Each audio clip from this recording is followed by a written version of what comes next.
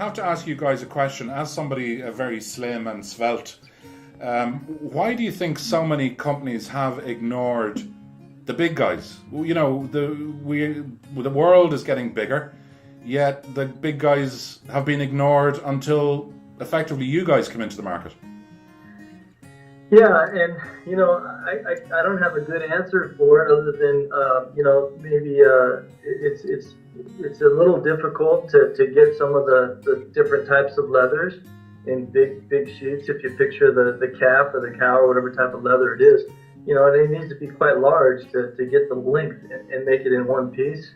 It can be done, but it's not something that's easily done, and they don't like to do it because they're cutting the leather in the opposite direction of what they would normally cut it. So, we just said, look, this is what we have to have. We want to be able to fit as many people as we can, and so we basically just made them do it. And I think also, Eddie, I don't think the retailers particularly like it because they do tend to get left with a lot of the big size and the small size. Yeah.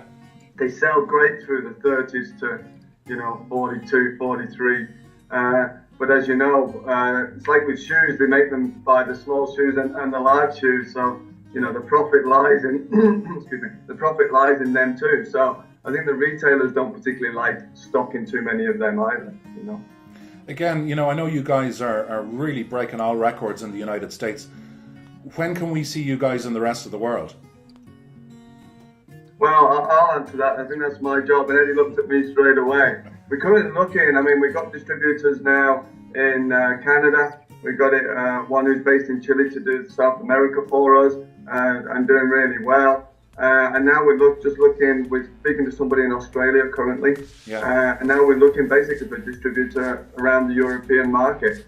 So, yeah, in certain parts of the world, watch this space. It's coming. It's already there in some places. They can order online with us. And we will ship to other parts of the world, but to get them in the golf shops, we're currently, looking for the distributors, and we want to get out there. Our pros, it's starting to become, look out for us in the next season. We've got pros, Kevin Na, Mark Leishman, Jared Lyle. They're all wearing our belts now with the Nexbelt on it, so commercially it'll start to get out there on TV more and more. And also with Katie Harris on the LPGA. So, we're looking and we're going to be getting out there, but also internationally you can get online and get the belts. Brilliant. Well, listen, you guys, you started off with your first belt. I'm assuming was it a single color? And tell me about how you moved from the single color one-off to all the designs you have now. Yeah, it expanded a little faster than actually than I really wanted it to, but it was just the demand, and it's like, we didn't want to say no to anybody. It started off with three different belts, and we had what we call a tex, a grid, and a white, which we call a blanco. And the first one we did was a tex, and we just did it for, I'm an avid golfer, belong to Red Hill Country Club out here in Rancho Cucamonga, California, and they had a member guest, and I said, hey, let me supply the tee price for this member guest. Yeah. So we did a nice packaging for it, and we put the logo, which is called the Champagne Classic, right on the buckle, and that's kind of how the business started. I wasn't even thinking really, I wanted to do something. I was semi-retired at the time. I wanted to do something, but I wanted to do something that I was passionate about, and golf was very passionate about. So when we developed that, with the ball marker in it, we didn't give it too much thought, and then sure enough, everybody said, well, hey, I want a blue, I want this, I want alligator, I want... So then I just said, oh, I can do that. Yeah. So we just kept making them, and then, until last year, my partner Tom, I just said, look, stop. Time out. Do you realize everything we design, we have to stock? Yep, which obviously costs a lot of money. Again, we've interviewed quite a few people. One guy like Snap Hooks, he really, really annoyed me, that guy, because he came up with something so simple. You guys have done the same, haven't you? Yeah.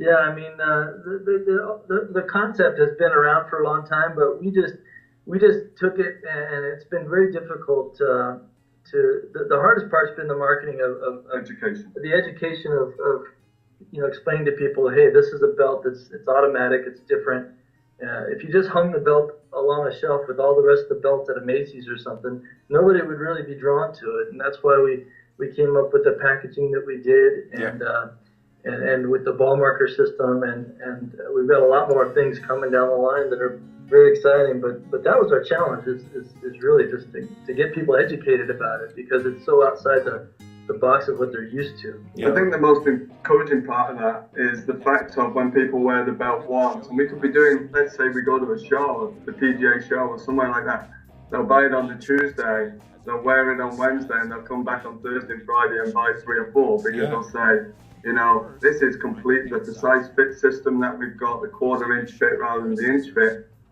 People love that.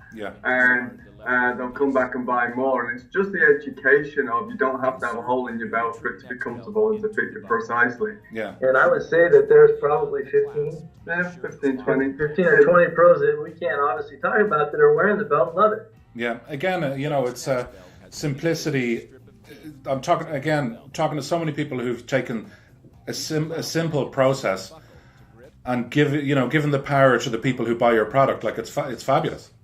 Well, it's quite funny. You go to shows and, you know, people be walking past and you say to them, let me show you how to wear this belt. And people look at you like, wear a belt? I've been wearing one for the last 30 years, you know? Yeah. And it's just trying to change that mind concept of something new. Yeah. And, you know, seeing the old guys who, like you say, they come to us and they've got a belt on which is all tore up because they've gone from being a size 36 down to a size 32, and every hole's tore up on their belt.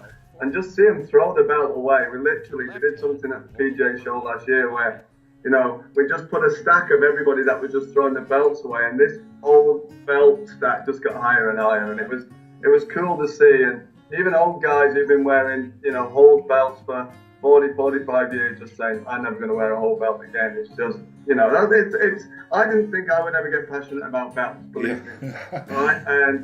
But when I see how it changes people's concepts, it's quite heartwarming. Yeah, it's been also a difficult, real big challenge to really. I mean, the way that we wanted to design the company is really horizontally, is get as many green grass golf shops as we can. Mm-hmm. So we have a lot of customers that way, instead of just going to Macy's or some of these big companies and just being controlled by one big company. We wanted it to be in every golf shop we can in the world, really. And it's been a challenge, and especially in the beginning, going in and saying, hey, we have belts. I mean, it's the last thing that the golf pro wants to hear is belts, because he looks over and he goes, you see that rack right there? Yeah. Those belts have been sitting there for 4 years, and I've paid, you know what I mean? And now it's completely changed. Now they're calling us to get belts, and it's like, well, they're making, you know, 300% more than they were the year before on our belts versus the belts they had before. So it's been great. I've seen the packaging that the belt comes in, you know, really, really snazzy packaging. What actually arrives with the belt? Is it a kind of a 3-foot belt, a 50-inch belt, or what way does it actually arrive? Right now we have, like, this is one package. It's actually an older package, but it just comes with a belt, and typically they're 45 inches long, and this one's actually 50 inches long. But it comes with a belt, and the Going series comes with a ball marker, you know, inside. Yeah.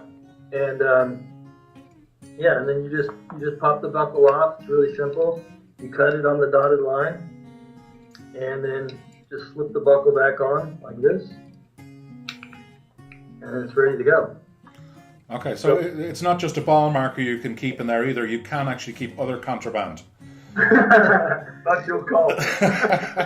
Now, one thing I always ask people we interview is, you know, we all know about and have lived through the downturn of 2008. It's funny, the further on we go in years, the 2008 becomes 2009, 2010. You guys started your company at the, I suppose, could be called one of the lowest ebbs, one of the lowest times.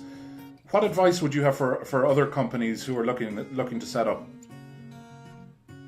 Oh boy, be innovative. Really, you gotta be different. And we've always, we just received a patent on this belt in April of this year. And so right from the beginning, I think, we've listened to a lot of different people, economists and whatnot, and the future is really intellectual property. Yeah. Any type of intellectual property for a small business is where you're going to succeed, because you have a marketing advantage to say that, I have a patented product. Yeah. And regardless of how the strength of the patent, I think the fact that you have a patent and it gives you validity, and I think if you can figure out something to patent, patents are very expensive, so that might scare a lot of people away. But you have to look at the checks and balances and see where the value is to it. So that's what I would suggest, is be innovative. And even if you can't patent it, have something different. You might get copied by somebody or whatever, but you have to be a little bit different. There's got to be a reason why a golf shop or any other type of business wants to buy your product. Well, guys, I think there's other reasons as well. I think, customer service, you've got to value your customer. Yeah. They're number one. One bad reference, one bad report, one bad blog can kill your business. So I think, you've got to value your customer. You've got to invest in good people. You've got to retain the human touch. Yeah. I think we spoke about this earlier. The fact of, too many people are just going internet-based now. Don't be scared of going out there, shaking hands, getting in front of people, making relationships. I think that's a huge and embrace change and innovate. Yeah. And we got a slogan here at the company, and we call it Drive. Deliver what we promise with integrity, retain the human touch, invest in good people generously, value our customers unconditionally, and embrace change and innovate. And that's whatever we do within the company here of Nexbelt. We say, does that fit within our Drive philosophy? And if it does, then it's normally a good thing to do. Don't compromise on quality. Yeah. Be the best at what you do, and when you're the best, then you can move on to other things. But don't compromise on quality. Get the best quality you can possibly deliver, I think.